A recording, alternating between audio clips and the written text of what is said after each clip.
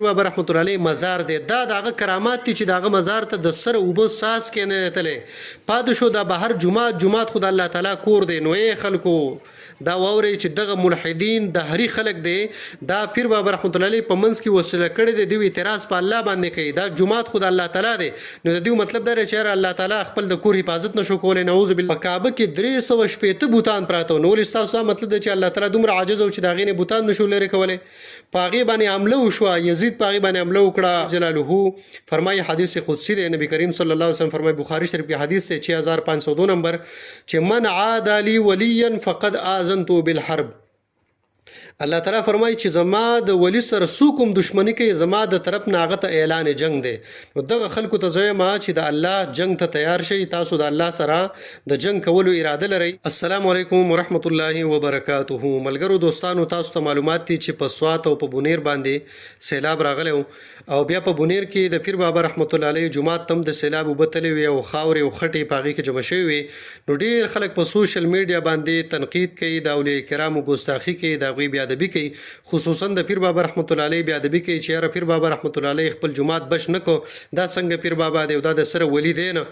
وغیرہ وغیرہ داسې خبرې کوي او په دې سره د خلکو په ذهنونو کې د اولیاء کرامو هغه بیا ادبی او د غوی ګستاخی او د غوی د شان هغه کمی چې دی نو دا بیانې او دا پکې خودل غواړي خو لیکن دغه خلکو ته زدا پیغام ورکوم اولنې خبره خدا د چې دغه خلک دا کم چې د تنقید کې دی خو د سر د پیر بابا رحمت الله علیه مزار ته تللی نه یو د پیر بابا رحمت الله علیه مزار دی او یو د پیر بابا رحمت الله علیه جمعات ته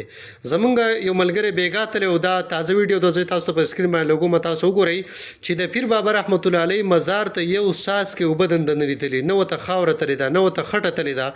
او دا کم چې تاسو ته خاوره خټه ښکاری دا د پیر بابا رحمت الله علیه مسجد د جمعات ته دا غی ته تللی دا د دې خلکو دا ګومان دی چې دا د پیر بابا رحمت الله علیه ټیکه دا ځکه چې دا دغه جمعات ته بس د دې د حفاظت ذمہواری ده دا او دې ته به قسمه څوک به دې کې سن شي کولای او څوک به دې ته سره سوینه ځکه چې دې حفاظت پیر بابا رحمت الله علیه ټیکه اغستره نو دغه خلکو ته زوی مچ ګوره یو د پیر بابا رحمت الله علیه مزار دی دا دغه کرامات دي چې دغه مزار ته د سر اوبه ساس کې نه تللی پاد شو د بهر جمعات خدای الله تعالی کور دی نو یې خلکو دا ووري چې دغه ملحدین د هری خلک دی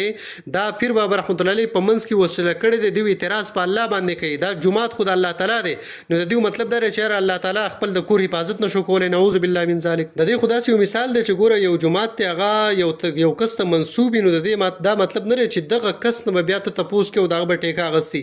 دا ګوره مسجد عباس او مسجد بلال او مسجد عمر بن خطاب او داسې جمعتونو چې دین هغه خلکو ته منسوب دي دغه رنګ شاه فیصل مسجد په اسلام آباد کې منسوب دي نو به شاه فیصل راځي په دغه گیټ کې بولاړي دغه جمعات حفاظت بکې سلطان قابوس مسجد نو دغه بادشاہ بوس راغلی واغه جمعات ته بولاړي دغه حفاظت بکې دا خو ګوره د پیر بابا رحمت الله علیه جمعات ته خو جمعات د الله تعالی کور دی دغه رنګ ګوره کعبه بیت الله چې ورته ویل شي په کعبه کې 300 بوتان پراته نو لستاسو مطلب دی چې الله تعالی دومره عاجز او چې دا غینه بوتان نشو لري کولای پاغي باندې عمله وشو یزید پاغي باندې عمله وکړه او په دې باندې مخکینی خلکو عمله کړي وینو دی دا مطلب دا دی چې الله تعالی د خپل کور حفاظت نشي کولای دا خلق د اولیاء کرامو ګستاخان دي ګور الله جل جلاله فرمایي حدیث قدسی دی نبی کریم صلی الله علیه وسلم فرمایي بخاری شریف کې حدیث دی 6502 نمبر چې من عاد لي وليا فقد آذنت بالحرب الله تعالی فرمایي چې زما د ولی سره سوکم دشمنی کوي زما د طرف ناغه اعلان جنگ دی نو دغه خلکو ته زوی ما چې د الله جنگ ته تیار شي تاسو د الله سره د جنگ کولو اراده لرئ نو لہذا تاسو په الله باندې اعتراض کوئ د اولیاء کرامو ګستاخی کول د دې سداله ک تاسو چې الله تعالی سره د جنگ غو مطالبه کوئ د الله نه ځکه الله تعالی من عاد لي وليا فقد آذنته بالحرب نو مطلب می دا دی چې دغه خلک د عوامو په ذهنونو کې د اولیاء کرامو ګستاخی او د غوی بیا ادبی او د غوی د شان دغه کمی هغه د خودلو د غوی د بیانولو او د غوی د کمولو کوشش کول غواړي خدای د دوی ناکام کوشش ته اولیاء کرام د الله د طرف نه مخصوص خلک دی او د الله د طرف نه دوی ته عزت میلاو دی هغه عزت د دوی په خبرو باندې څوک کمول نشي الله جل جلاله دې مونږ او تاسو ټول د اولیاء کرامو محبین او عاشقان جوړ کړي